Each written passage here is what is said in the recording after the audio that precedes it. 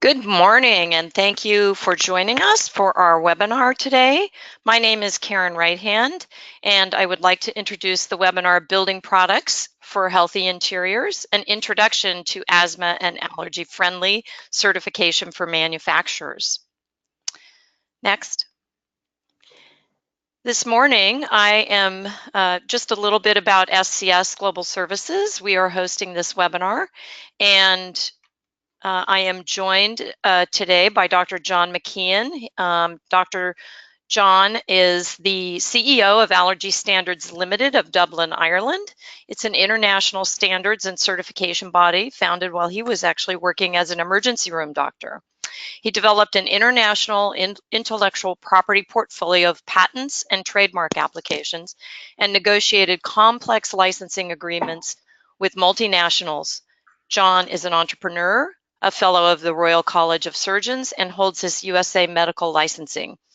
He is an entrepreneur in residence at the Faculty of Health Sciences in Trinity College, Dublin, and he's a member of the Institute of Directors and a speaker on innovation at Dublin University Business School in healthcare entrepreneurship. A little bit about SCS. Most of you probably know of us. We are a 35-year-old standards developer, auditing, and certification firm, and we have recently formed a partnership with Asthma Allergy Standards to help propagate the asthma and allergy-friendly product certification globally. And with that, I would like to hand it over to Dr. John McKeon. Thank you, John. That's lovely, Karen. Thank you very much for that very kind introduction. Just before I continue, Karen, you can hear me okay, and my slides are coming up for the audience okay? Yes, they are. Sounds perfect. Good. That's great. Thank you. One last thing, John. I just want to alert the audience. I'm sorry, I forgot to mention this first. There is a question line in your control panel, and whenever you have questions, we will be taking about 15 minutes at the end of the presentation for questions. Please just type your question as they come up into that question box, and we will take them at the end. Also, this webinar is being recorded, and you will be emailed a link to the recording in the next day. Thank you very much. That's great, Karen. Thank you. And yeah, I'm going to talk for about 40 minutes, and hopefully we'll be able to get to those questions. So I'll get moving and hopefully add a lot of value. I appreciate people being on the webinar. I know you've given up your time. You can't get the time back. So I hope to add stacks of value in the 40 minutes I'll be speaking, and then in the Q&A. And likewise, we're delighted to have formed this joint venture with SCS. I've known Stan and Stanley for a number of years.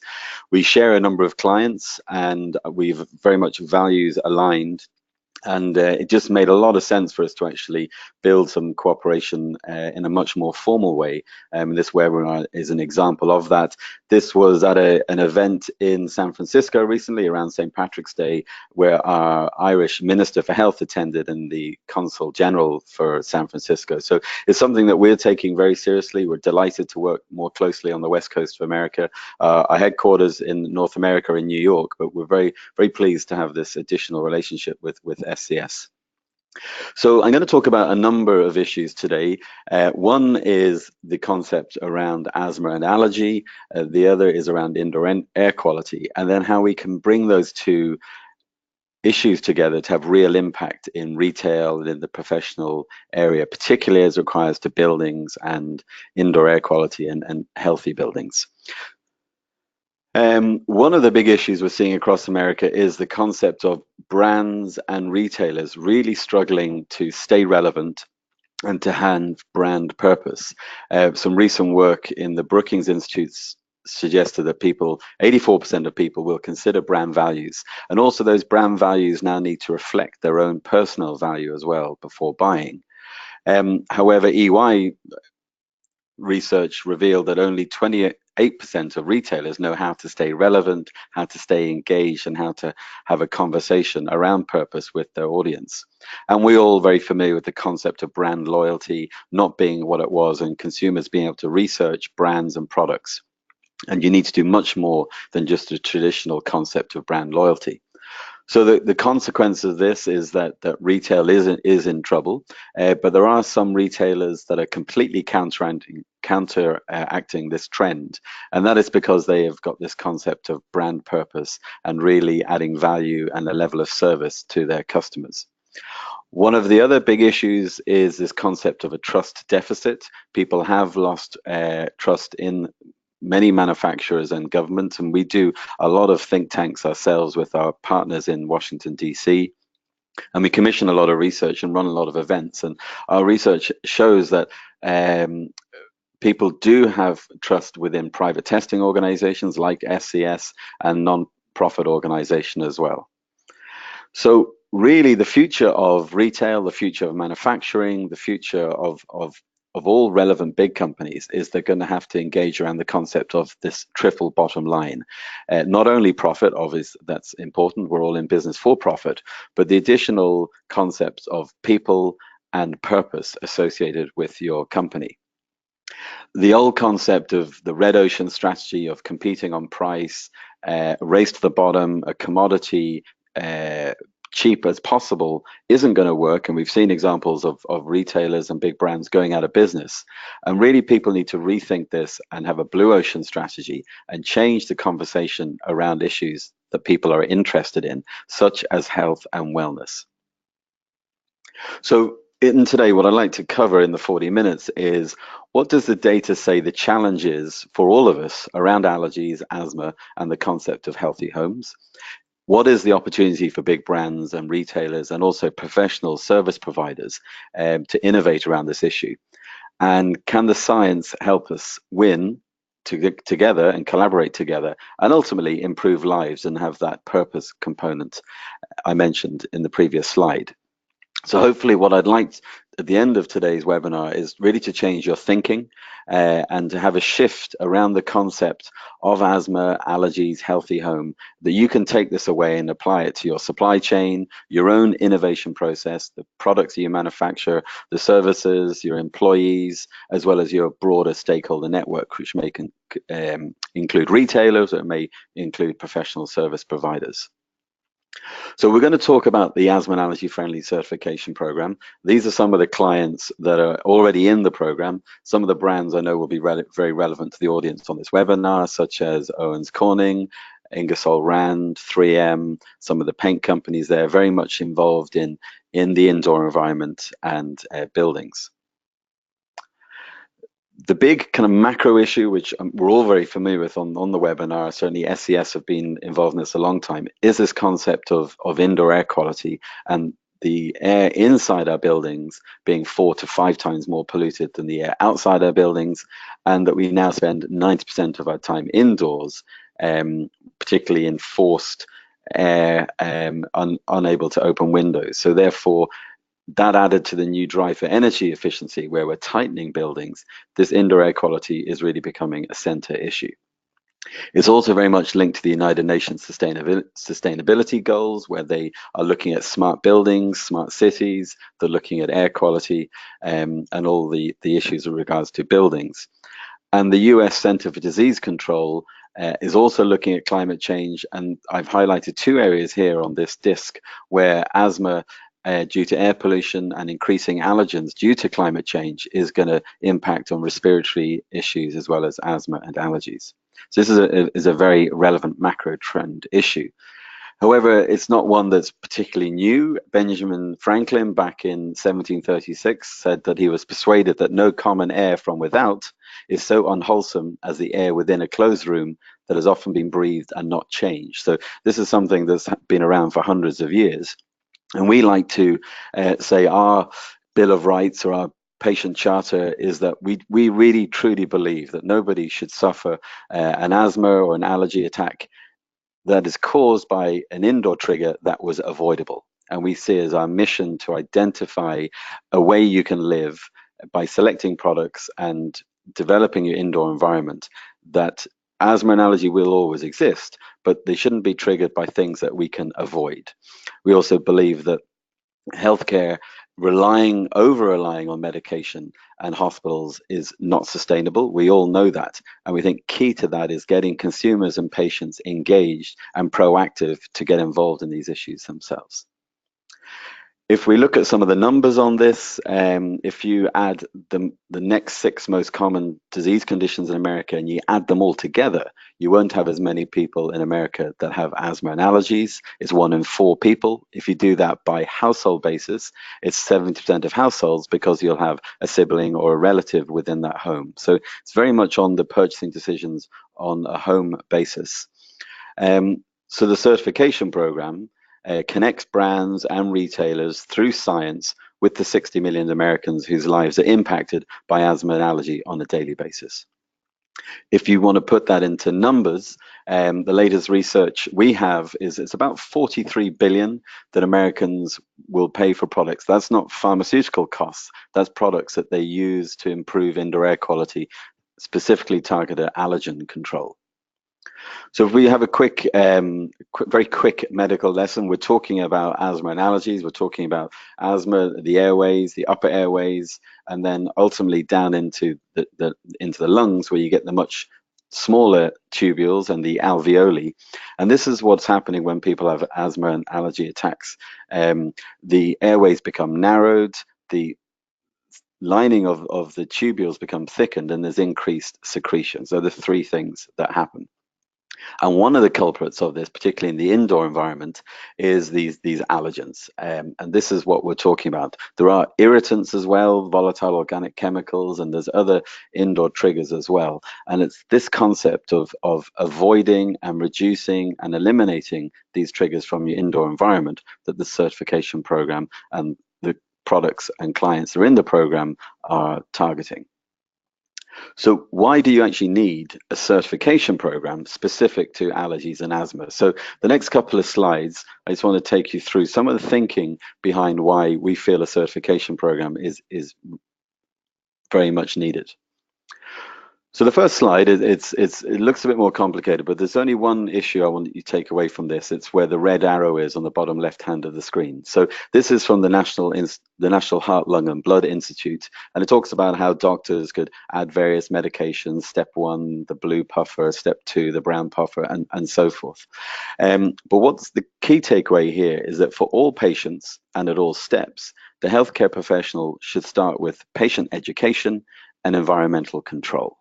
So what in their environment is causing their symptoms? Do they know what that is? Do they know, is it present in their environment? Do they know what levels it's present at in their environment? And what are they doing to either reduce that or to avoid it or remove it from their environment? And education and engagement and empowerment of people around these issues is really the start point and the foundation of good medicine, whether it's exercise or smoking cessation. Most chronic health issues are really education issues rather than, or can be solved by an educational-based approach rather than a purely medical-based approach. But it's not as easy as that, because these triggers, as I said, they could be volatile organic chemicals, they could be allergens that are brought in from outside, there could be allergens that build up naturally as bioburden in the indoor environment. And as I said earlier, we generally in North America lived in forced air, heating, ventilation, air conditioning. It is a challenge to actually tackle and find and deal with these triggers, and people need help with this. To add to that, the physicians themselves in a medical journal, in one of the papers published that while we do need standards for these products targeted at avoiding allergens, there are very little existing claims and regulations, and many claims may not be underpinned by good science. And actually, it's out there, sometimes you get quite ridiculous labeling. This is a carton of eggs. It's from the UK, but the allergy advice is it contains eggs. So you'd obviously hope that your eggs contain eggs, but it gives an example of how unhelpful allergy labeling can be. There are other incidents out there. This is a company that had a pure and natural product, and there was a class action taken against them. So it demonstrates that consumers now will get motivated and mobilize around issues, around labeling, and we all need to be really using very good science if we're going to make claims on products. If you go to the US Food and Drug Administration, a lot of people are very surprised by this slide. You'll see here the word of hypoallergenic, which is often used to describe products such as pillows or even building materials, that is actually not a regulated term, and there's no federal standards or any science that actually governs the use of the word hypoallergenic. And the Federal Trade Commission are getting more engaged around this issue. This was a client, a vacuum cleaner client, that not only had questionable science around its claims, it actually was going beyond environmental claims and moving into clinical claims. So they fell foul of the Federal Trade Commission. So you have a number of organizations. What we particularly don't like is what we describe as our selfie seal. That's where somebody develops their own seal of approval and applies it to self. And the Federal Trade Commission are particularly tightening up their regulations around self seals. So that's something, again, you need to be very, very careful about, particularly when it comes to asthma and allergy. So is there evidence from our research that consumers are configuring their own environment, want to choose products that actually will make a healthy indoor environment? Well, this is from the Marriott Hotel reservation, and I've put on the slide there again the red arrow, showing that people are now selecting feather-free pillows when they're booking. Now, there's the issue there is actually some pillows, if they're configured in a certain way, can actually be better for people with asthma and allergies. But it does show the point that people now are trying to manipulate their environment or willing to select their environment to optimize it for health. And Marriott have actually announced they're doing a lot more work with Samsung with regards to Internet of Things, smart hotel rooms, connected devices, looking at air quality, looking at wellness, and looking at health. And really, if you want to see your product in the future in an environment like this, a home or a hotel room of the future, you need to be considering some of the issues we're going to be talking about on the webinar. Is corporate America, the big corporations, looking at this as well? Well, this is Target, big retailer, obviously well known to everybody, and they're very much tuning up their chemical policy. They want transparency in their supply chain, and they want to create that into a value proposition. And a recent study from the Harvard Business Review showed that right up to the boardroom, the regulatory environment and future-proofing your business with regards to future regulations is a key issue. So if your child was diagnosed with asthma or allergies, what would you do as a parent or as a family member, and who can you trust? I've shown in the previous slides there is a lot of complexity around the issue, and there's a lot of misleading claims in the marketplace. Well, this is kind of one of the buyer personas or the segmentation. It's the busy mum who's will be researching products. And this is a slide on the left here from McKinsey. It just talks about the way people buy now, information gathering, think of yourself before you go on a holiday, TripAdvisor, etc. And we cycle around researching products before we make our buying decision. And if you can't engage with the customer around content and the theme they're interested in, rather than just pushing product advertising, we need to generate theme-based content, and you're going to miss an opportunity. The other point of the loyalty loop is people then, once they use a product, if you don't keep the promises you make when you sold it, they will be back online to their various peer groups and discussion groups to share that information. But if you keep your promises, you do generate this loyalty loop. So the pathway really that happens is a mum will bring her child to a healthcare professional, and part of that advice, as I said at the beginning there from the National Institute of Health, will be environmental control. So it's going back to the home, finding out where there are triggers, finding out where there's dust, is there VOCs, what's your air quality like, and then implementing measures to avoid those. So that's what the patient can do, where the patient or the consumer, you start there. That's this two-way contract with your physician. And ultimately, then you should improve your environment to be something a little bit more suitable, such as this, and then that will have the impact on the patient. Now, it's a very important takeaway here is when we certify products, we're never making clinical claims. We're not saying it's a device or it will make you better. What we're saying is that it will allow you to achieve the environment your healthcare professional has recommended for you. And it's up to the doctor and the patient to make the link, is it working? What we're saying is that we will contribute to your overall goal of an indoor environment, and this product has been scientifically validated that it will help you achieve that goal. So it's an environmental impact, not a clinical impact. So we have to think people in the future, whether they're professional people and architects or people building new homes, when they're speccing out the home and choosing design, and they maybe look at sustainability issues and energy efficiency issues, will this be on their agenda in, let's call it, the pro market? And will it be on the agenda with regards to the B2C markets? Will parents want to make sure they build homes that are healthy, that are nurturing, and that they're choosing best-in-class products?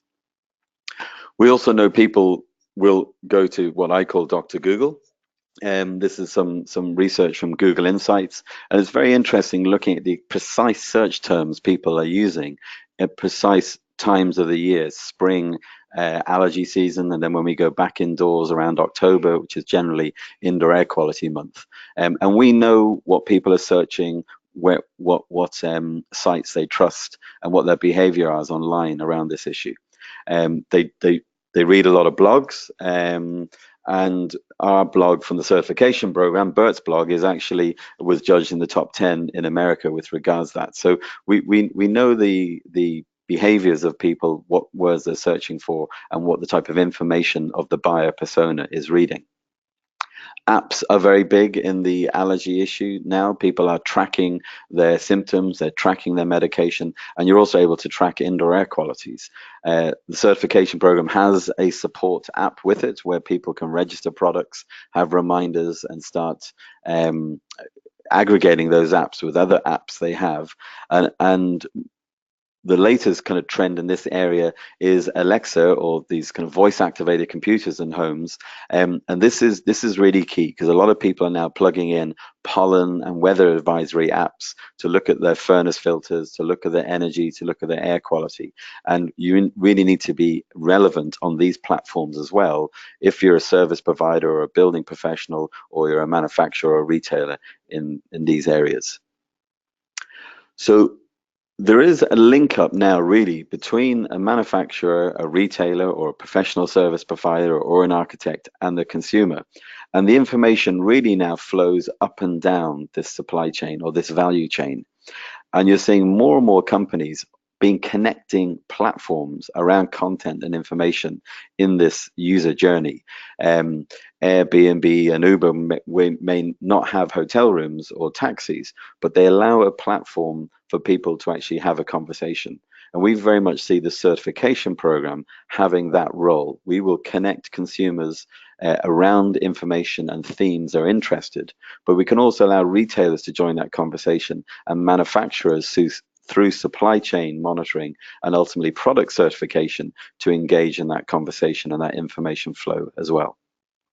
Mark Benioff, in his recent webinar, said that there will be no B2C companies. Everybody needs to be B2B2C. Everybody is in a two-sided marketplace. And really that's a reflection of that really there are no just products anymore. Every product must have a service component to it. Even if you buy a pair of Nike running shoes, it will come with the fitness app and the community. So all products now must have a way to stay relevant, have brand purpose, and a way to communicate with their customers. A note on the Lifecycle assessment. We're not SCS, and we're not any of the other organizations that look at the full circle and closed loops of product lifecycle assessment. We don't look at manufacturing ecology or disposal ecology. What we look at, and what we're credible to look at, is the in-use phase and how the product impacts on your home environment when you take it home and use it. So there is a lot of crossover between environmental and sustainability issues, and a lot of people indeed buy products that have environmental or ecological credibility, thinking it will convey a health and wellness benefit. Sometimes they will, but sometimes there's a number of situations where they won't. And what we've really got to look at is the voice of mum or the voice of the consumer, their buying decisions, their hierarchy, and make sure that we're crossing over all three areas. That yes, a product is sustainable, but it's got to be health and wellness relevant as well. And it's also got to be a good product as well. It's got to be fit for purpose. So here's some examples of our brand in action. This is with True Value of the retailer, but True Value paint, the Easy Care paint, is also certified, and they're aggregating a lot of their products in the end caps throughout their retail. They're collaborating in the end cap with 3M, one of our furnace filters, and really telling a story around this particular time of year around the spring clean, bringing back spring cleaning and healthy home and renewal and decluttering, which are very much in line with a lot of other trends today. They're also overlaying a lot of staff training, which I think is a great example of brand execution. They're educating their store associates about indoor air quality, asthma, and allergy, which really gives them a story to tell and become a trusted advisor at the point of purchase. Some other work by the Home Depot in collaboration with LG. Further work with Owens Corning using an end cap and doing some store association education and training around health and wellness and the indoor environment. A nice testimonial from Owens Corning here. Again, the concept that customers are inundated with claims. There's a sea of sameness out there, and really they felt our messaging and the certification cuts through the noise and becomes very relevant and resonates with consumers. A lot of our online retailers, Bed Bath & Beyond, have also done digital end caps where they're very much promoting theme-based marketing and storytelling and portfolio-based approach around health and wellness rather than just pushing products. Bed Bath have done that very effectively, and LG have done that very effectively. They have a number of portfolio products that impact on cleaning surfaces, cleaning air, cleaning textiles, and have really got that connected Internet of Things. It's all well having an energy efficient smart home, but is it a healthy home as well? And that's the question we always ask. It's sustainable, but is it healthy? We do work with media. This is Consumer Reports, reviewing paints, looking at a landscape analysis of certification marks in the paint industry. And it's nice to see us coming featured there with them. We did some work with CNN around healthy home. This is some work they did with us with Dr. Gupta with regards to textiles in the home and how they impact on allergen buildup in the home. And another thing we're very keen that our clients do is brand activation, but with corporate social responsibility or cause overlay. This is some work we did with HGTV, where we retrofitted or refitted homes in underserved communities in America, improving indoor air quality, and a number of our clients contributed products to that. So yes, they have the certification, but they get involved in either national or very localized cause overlay programs, which are very powerful. Procter & Gamble did this very well with the Olympic sponsorship, where they pay to use the Olympic rings, but then they overlay the whole story of the athlete and the athlete being looked by as a person, as a daughter or a son, and part of a family, and that very much resonated with their work. So rather than thinking of corporate social responsibility as a box-ticking exercise, it really is a massive opportunity. We do a lot of B2C outreach, particularly with our partners, our endorsing organization, who are the Asthma and Allergy Foundation of America in Washington, D.C. This was a program we ran on Facebook where if you could find the certification mark and take a selfie and send it in, you're able to win some of our products that are certified from the Allergy Foundation. So what we're really talking about is, in this matrix, you have one axis is bad science and good science, and across the bottom, it's about the product and about you. The ones that are bad science, we're not interested in. There are a number of good certifications and symbols in the marketplace. The issue is they generally tend to be about the product. And what we feel people are more interested in is they want us to talk about them. So it's not that this product has this attribute, it's what's the outcome for you as a mother when you want to create the best home. So we like to see ourselves up in that top right-hand quadrant, good science, but we're also about people, not about products. And we see that as moving up the value curve or moving up the innovation curve, rather than using the old terminologies and words like hypoallergenic, which I showed at the beginning, are meaningless. We want to start a conversation about your customers and about the retailers and about the service providers. Does this resonate with people? Well, as I said, we run a lot of events, a lot of focus groups. We speak at a lot of conferences, and we commission our own research. And Karen, at the end, I'm sure we'll be taking questions, but we will make this webinar available, and the materials, we'll be happy to make these available as regards to our latest research about sentiment analysis in this area.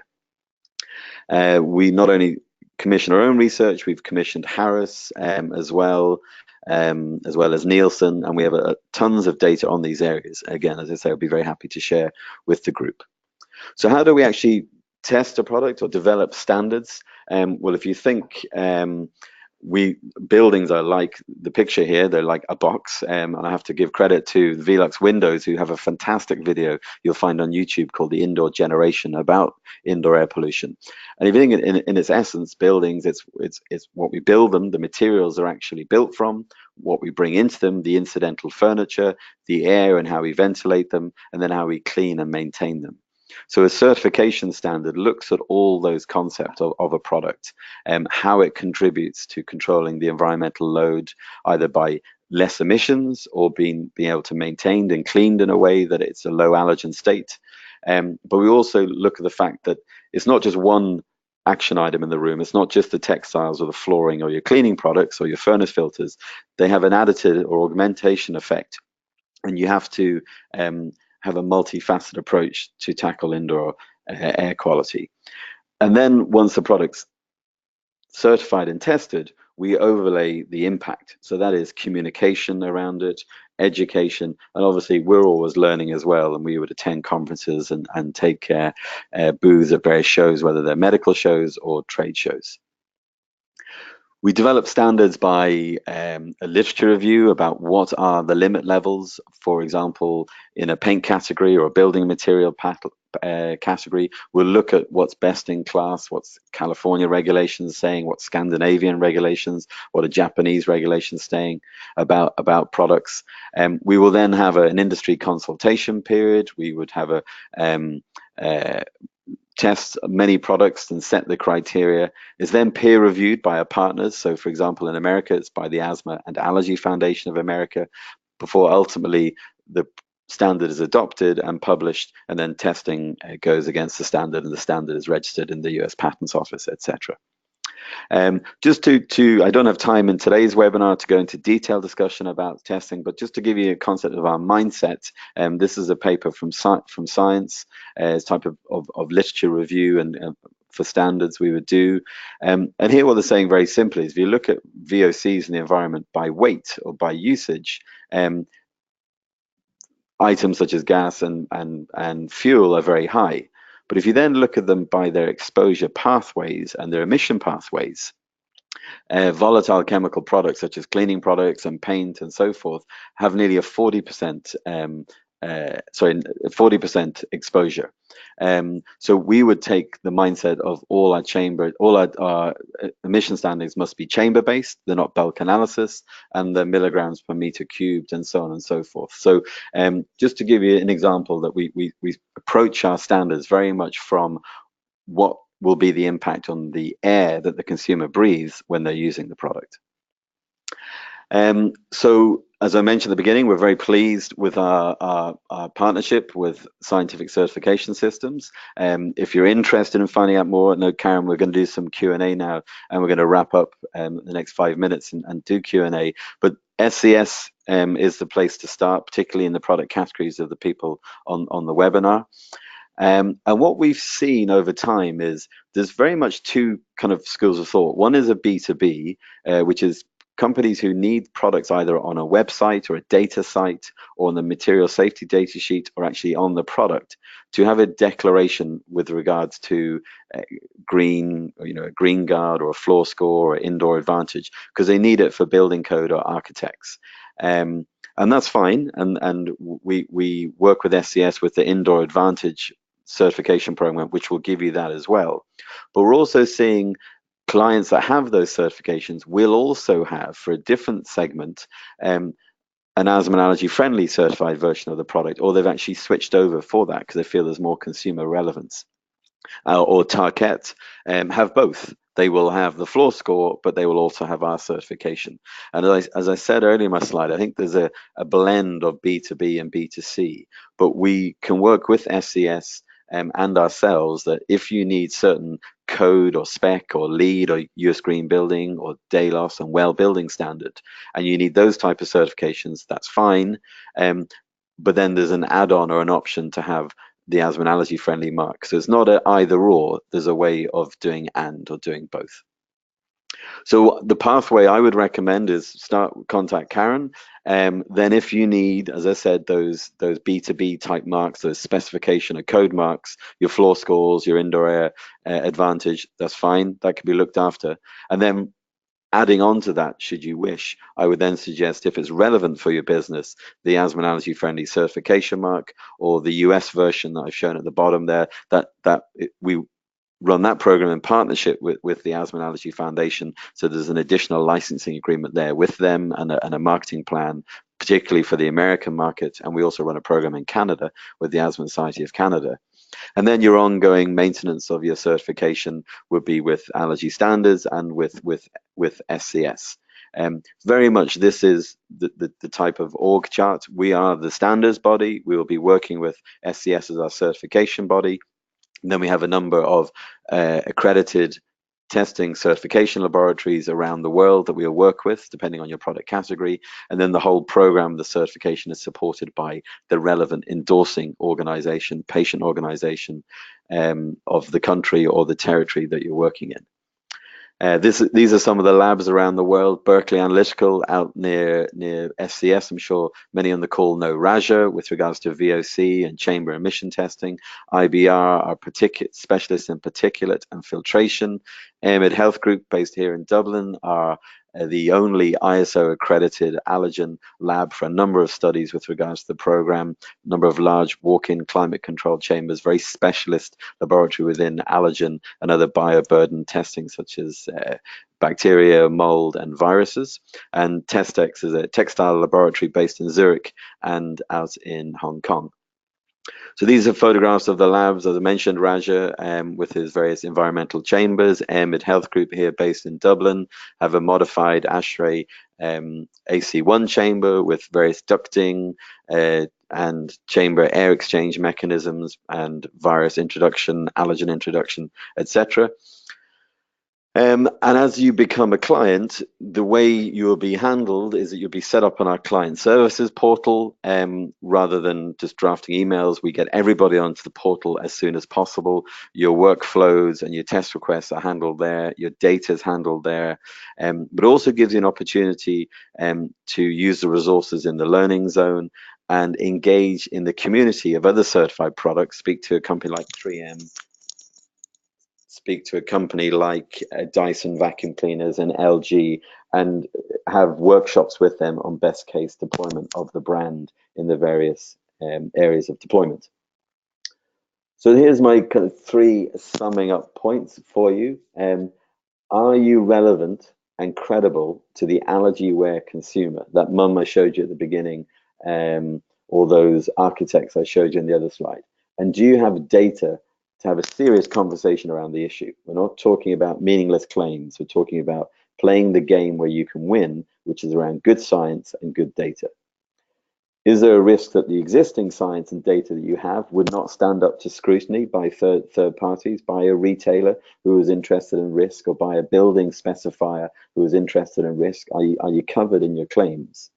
And then going forward, how are you going to build trust both in your supply chain, but also in your network, whether it's B2B, B2B2C, or it's B to professional service provider, or as we describe it as your tribe. So where you'll catch us going forward, these are some quick at a glance view of trade shows we'll be attending and speaking at. The Living Product Expo in Seattle, we'll actually be speaking with SCS at that one, but you can go back to either the SCS website, our own website, if you'd like to meet us, or come to one of our educational workshops at these various trade shows. So some are physician-based, like the American College College of Asthma and Allergy, and some are very much architecture and building materials based, like the Living Product Expo. So next steps, I know Karen again is going to take some questions. We produce a lot of content. We have an industry white paper we've produced recently on chemicals in our homes. That may be relevant for you if you're having conversations with retailers or architects. We'd be happy to get a copy of that to you. We're also with Karen on a limited number of people. Are going to do an allergy checkup. I know I'm a doctor, but I'm not going to come around to your home and actually give you an allergy checkup. But what we will do is we will get some of our research scientists here to have a look at your marketing material, audit your website, and just to make sure that you're not making any risky claims or there's no red flags on your website. Relating to indoor air quality, asthma, and allergy labeling. As I mentioned, this is an important area that you need to get right, particularly for retailer risk or service provider risk, or even your own risk within your own business. So that order is normally around $5,000, but from today's webinar and through Karen, we're going to organize a limited number of that we're just going to do that for you with no charge. So with that, I think kind of bang on 40, just gone 2 minutes over, Karen, but not too bad. I will hand back to you for some questions. Well, thank you so much, John. That was really great. I think that SCS has been doing certifications now for nearly 35 years, and where we have focused largely on sustainability certifications, we see that a healthy environment is a sustainable environment, and definitely this is where certifications are going. I think it's very interesting the point that you make about this certification being about the end user, not really just about the product. So with that, we do have a few questions coming in, and I would like to encourage anyone that has a question to go into your little panel, your control panel, and type your question into the question box. So one of the questions, of course, comes up is around what types of testing a building product would need to go through. And John, maybe you can kind of talk about the different types of testing that would be necessary. Sure. Generally, I break it down into threes, whether it's a textile product you're talking about, or a washing machine, or indeed a building material. They generally will all go through three types of testing. It'll be a chemical-based testing, a physical-based testing, and an allergen-based testing. So if you look at some of building materials like a flooring, for example, we will look at emission testing. So that's the kind of chemical testing. And that part of it is quite similar to a lot of the other VOC emission-based chamber studies, where the product is removed from the packaging, put into a large chamber, and then over a period of time, looking at emission rates and decay curves. So that would be the chemical aspect of it. Allergen aspect, then we would look at the opportunity for hosting allergens and buildup of allergens in the floor covering over time, how allergens can be removed, can they be removed easily, when you're removing allergens and using a standard cleaning or maintenance program, what's the allergen levels in the air? Do you get clouds of allergens going up into the air? Is it quite difficult to maintain this in a low allergen state? And then we would look at all the standard physical attributes of a floor, that essentially it needs to be a good floor, and all the things you'd look at ASTM testing for a floor. Same as a paint. Again, we would start with the chemical emissions, looking at allergenic emission of chemicals, the standard VOC type testing. But then it also needs to perform well as a test, and there's the standard ASTM type testing for coverability, scrubbability, drying times, all those things. So we will look at its ability to make a contribution to a healthy indoor environment, but then the product's got to be a good performing product as well. Right. Okay, great. We have a question about the addressing asthma in the occupational environment versus the home environment, and how those environments are similar and different. Can you talk about that a little bit? Yeah, it's a very good question. In it's about some of it is about the exposure pathways. So let's say if you're looking at a painter or people who actually work physically with paint, there's potential occupational exposure risk by direct contact to skin and things like that in a professional capacity. And that is quite a complicated area of law as regards to occupation exposures. But I think the person's asking the question with regards to, say, if I work in an office, what's the issue with regards to my environment? And that could be contributed by paint, somebody painting the office. It could be the incidental furniture that outgasses VOCs, and it could be even particulates and ozone that come off photocopiers. Um, so that whole concept about healthy buildings and healthy offices is one that is addressed by a number of programs. The company I mentioned, Air Mid Health Group, they run a program in Europe called the Health Friendly Air Program, where they're not just looking at the products, they're actually going in and measuring the environment and monitoring that. And I know in the US, there's a number of companies do that. Delos is one that comes to mind. And it's very much a certifying the environment rather than just the products in the environment in somebody's workspace, like an office, for example. Um, Hmm. we don't run that for buildings and offices at the moment. The closest we do that is we are beginning to do it for hotel rooms, where we will go into a hotel room, make sure each product that's in there, but then the maintenance and the cleaning cycle of the product of the room, as well as monitoring and auditing the air quality and certifying the environment from a hotel perspective. Hmm. With regards to places of work, we have a number of products like the Fellows air cleaners, which are certified, and they're specifically for office workers. But as regards to certifying office and buildings, we don't do that currently. Okay.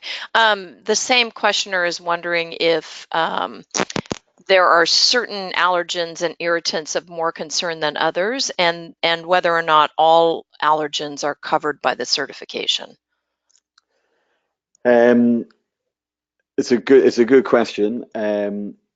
The way we do the testing is, so for allergens, is we look at three allergens, which have characteristics that are quite different. So dust mite allergens generally tend to be larger particles, and on the wholes stay on the surfaces.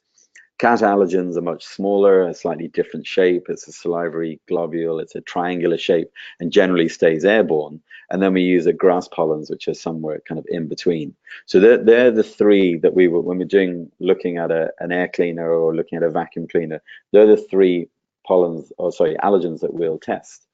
And they generally will cover the characteristics of all the common household allergens. Now, there are others like mouse allergen, cockroach allergens. There's other allergens that you can find in the indoor environment. But the three we test will cover the characteristics of the 12 common indoor allergens. From a chemical point of view, where you're looking at more irritancy, the big issue there is formaldehyde and acetaldehyde. There's a lot of research data to show that they impact on hypersensitive airways. So we specifically target and look for those in our emission studies. The other interesting point is there's actually, I did mention in one of my slides, an adjuvant or an additive effect that where an indoor environment may have a certain level of bioburden or allergens in it, but you then add in chemical burden like a VOC, like a formaldehyde, there's a combination of those interacting on somebody's hypersensitive airways that actually can elicit a response at a lower dose and actually a more severe response. So the combination, there isn't just one allergen, is a combination that all impact on indoor air quality, which is why the certification program is multifaceted, and it looks at paint and chemical emissions, but then it will also look at furnace filters and textiles, because really just to say, well, we're just going to target dust mite allergen isn't the full story. You need to have a whole of house approach, and a number of products to contribute to the environment. Again, it's not about the product, it's about the air that we breathe. Right. And we do have a number of our SCS Indoor Advantage Gold customers on the webinar today. And so they're wondering, I think you've answered this, but it might bear repeating. They're wondering how they go further with their Indoor Advantage certification and proceed to asthma and allergy friendly certification. And I think those buckets of testing would then be the allergen testing and the physical testing. Is that right? Exactly. I mean, what I'd like to do with you and your clients is do a gap analysis, look at the data they've done already, um, and then see the completion testing that's required. Now, there will be some proprietary testing, particularly around the bioburden, the allergen, that's quite unique and quite specialist, that we would need to do in our accredited laboratory here in Dublin. Or IBR, again, as another specialist laboratory that we have specialist tests for it. But yes, what I'd like to do is sit down with them, and that applies to anybody who's already done testing in other categories, whether it's the Ecotech standard in textiles. What we first do on an application is do a literature review of what they've done. We will do a gap analysis, and then we will have a pathway of completion testing to kind of upgrade or to add on the additional tests they now require to fulfill our standard. Right. And I think, I don't know if this came out in the webinar, I don't quite remember, but each product category has its own standard. So I think that's important for the webinar attendees to understand, is that each product category, based on how it's used, has its own set of considerations. Is that right? That's correct. That's correct. So the criteria for a paint, um, we developed that in consultation with the industry and the allergy community and the physicians and the patient organizations about, well, what is meaningful for a paint?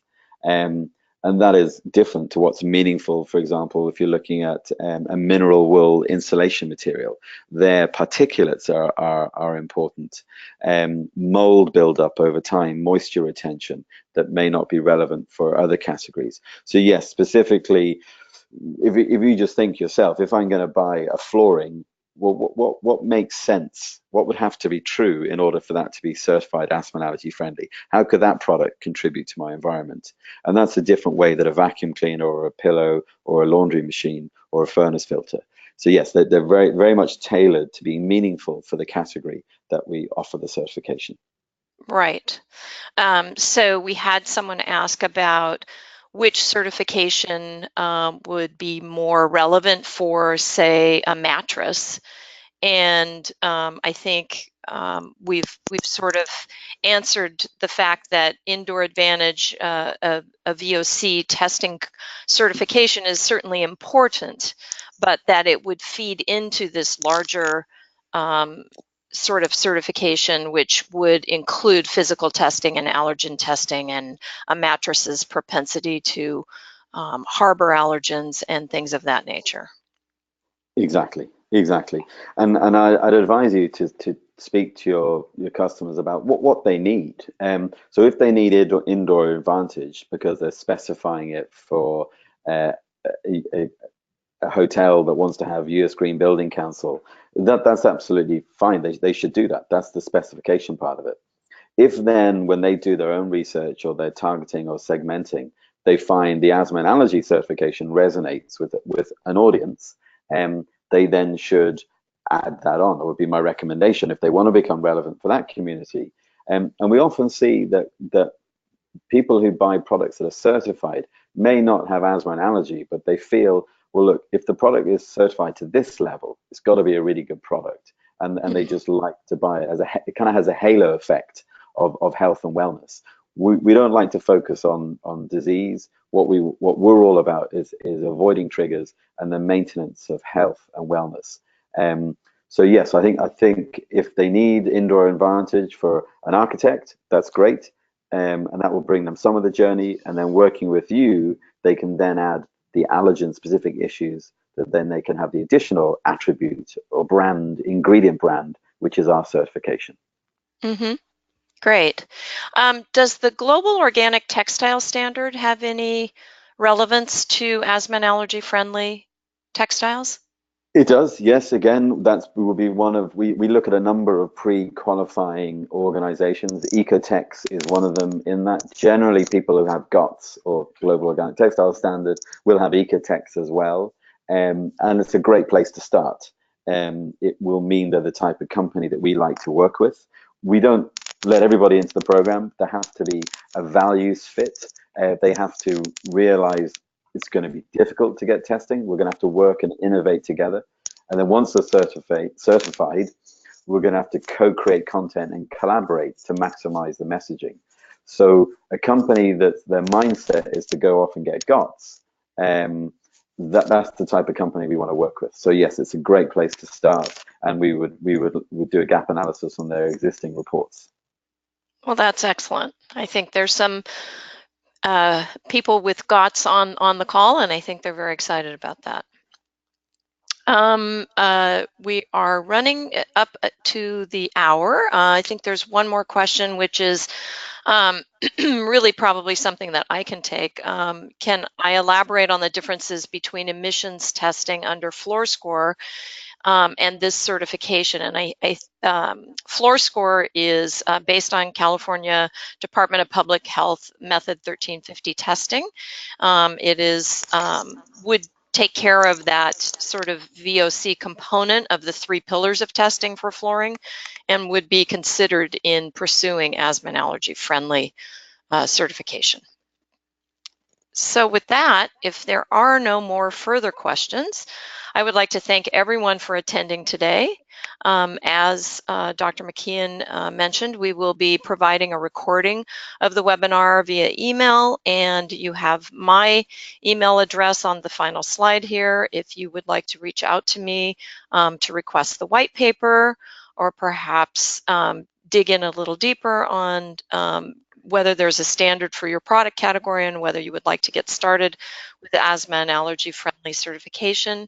I would be happy to take your email and or your phone call. So thank you again. Thank you, Dr. McKeon. Thank you everyone for attending. It's been a pleasure. And with that, we will end. Thank you very much. Thank you, Karen. Pleasure.